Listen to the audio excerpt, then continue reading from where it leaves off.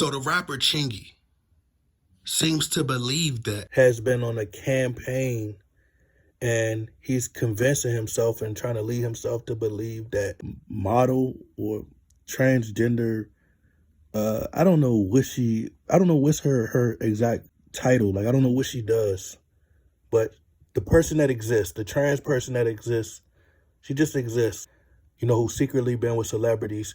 Chingy wants us to believe that she is the one that ruined Chingy's career.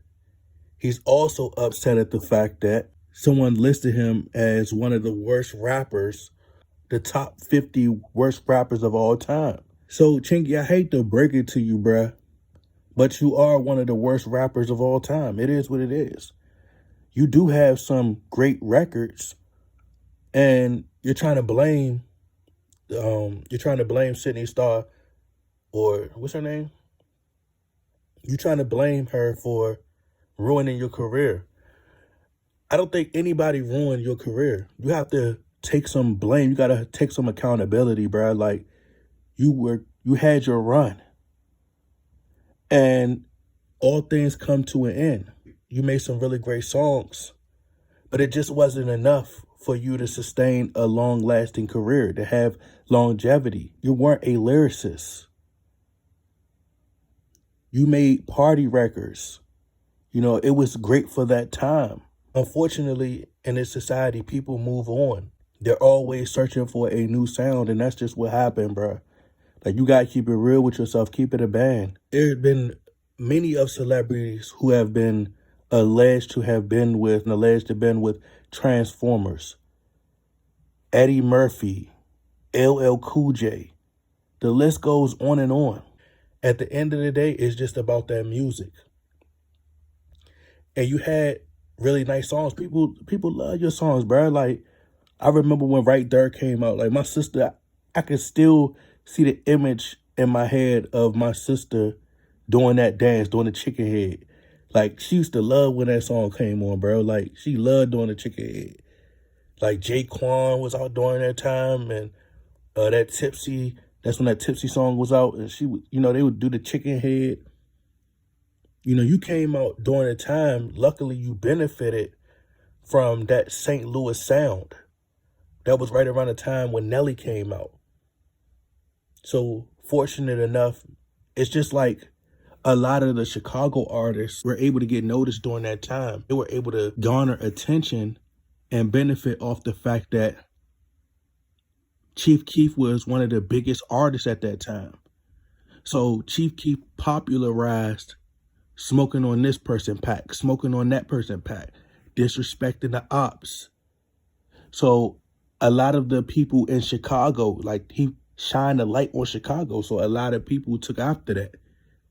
And you started to see other people started to do that, and they started to, take advantage of that opportunity. So you were fortunate enough to be able to come out when Nelly hit.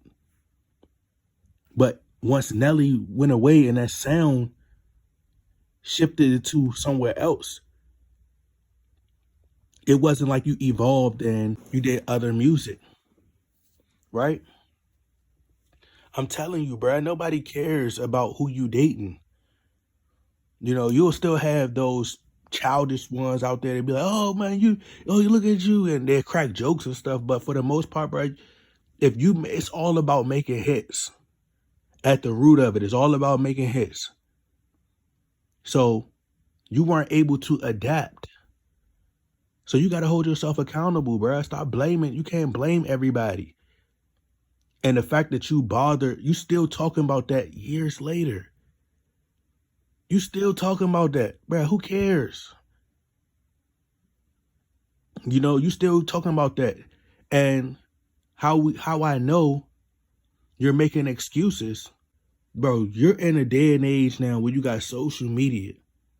You can still make content. You can still make music. You got the luxury of being able to still make hit records if you wanted to. Even when I hear Ja Rule speak, I remember growing up, and this is before 50 Cent came along. The time and the era that we was in, it was more so about, it was a different vibe that was in the atmosphere. People just wanted to have fun. party. It wasn't really about that gangster stuff. You didn't have to have this gangster image. You know, we wanted to have fun. We had records like Ja Rule, Living It Up.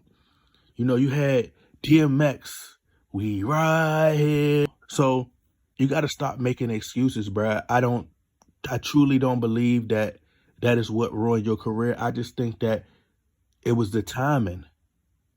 You know, culture was shifting. It was a new sound. You know, things had moved towards the South. Like, you're blaming this one person for something that happened many years ago. And then, bruh, like, even you got to be honest to say that, hey, I'm not one of the top lyricists of all time. I'm not one of the greatest rappers. You know, you're coming off as very sensitive. When I hear you speak, I get a feel for someone who is very sensitive. Bruh, toughen up. You a legend to some people. Some people don't even, they get one hit and they out of here. Females love Right There. Women love Holiday Inn.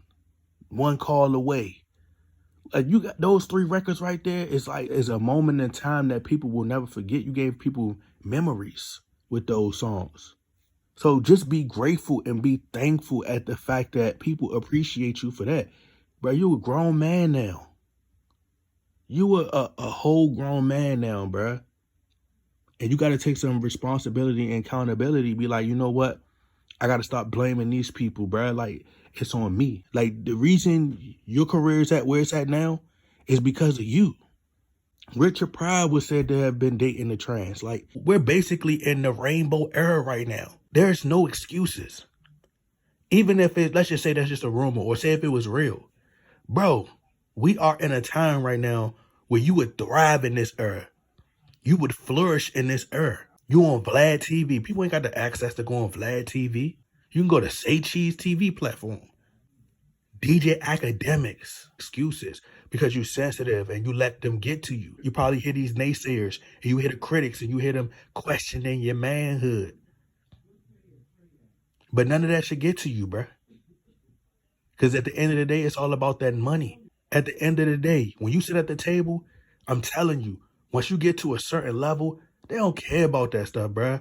We ain't hearing nothing about your investments. We ain't hearing about you evolving into this, successful business, man. When you start sitting at that table, bruh, they don't care about nothing. They don't care about who you dating. They don't care about what you did in the past. When you sit at that table, bruh, and you want to make an investment, that's all they care about. You let them get to you. Same thing with Ja Rule. If Ja Rule would have ignored 50 Cent, he'd still be one of the biggest artists today. And honestly, Drake should thank 50 Cent for his career. If he would have ignored him, bruh, if he would have ignored him, there would be no Drake. There would be no Drake. Ja Rule was pretty much the Drake during that time. There was a transformer that said she been with Lil Boosie. This Sidney Star person and took pictures with the guy from Family Matters, 50 Cent, many other celebrities. But it only stuck with you because you let it get to you. It's just like with Lil Bow Wow. Do you realize Lil Bow Wow, he was so sensitive. He was so thin-skinned. He allowed the negative opinions to get to him about him not being gangster. He let them question him and say he was soft. He let that get to him. See, Drake, he could take a joke. Drake may seem soft, but Drake don't really let nothing get to him. He just keep getting in the studio. Even if he bothered by something, he ain't gonna let y'all know he bothered. He expressed that through the music. See, Bow Wow had the formula, to make records for the ladies.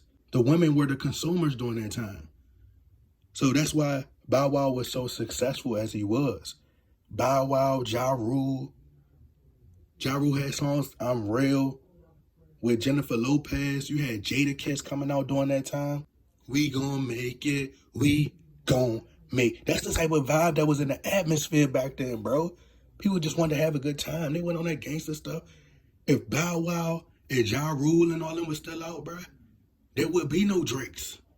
There would be no 50 Cent and all these guys because they didn't make those type of records. You didn't see Jay-Z making no gangster type records. He had H to the is O, V to the is A. You're supposed to adapt and move with the time, but you couldn't do it. Bro, you think Lil Yachty, Lil Uzi Vert, everybody call them trash.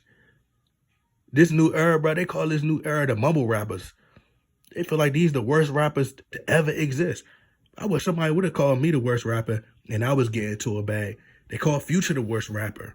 I wish somebody would tell me I was the worst rapper and I'm making 50K a show. Nigga, I will be the worst rapper. Call me what you want. I got 50K. My new nickname, my rap name gonna be Lil Retard. Change my name to Lil Retard. I'm like, hey, you did, it get, oh, it,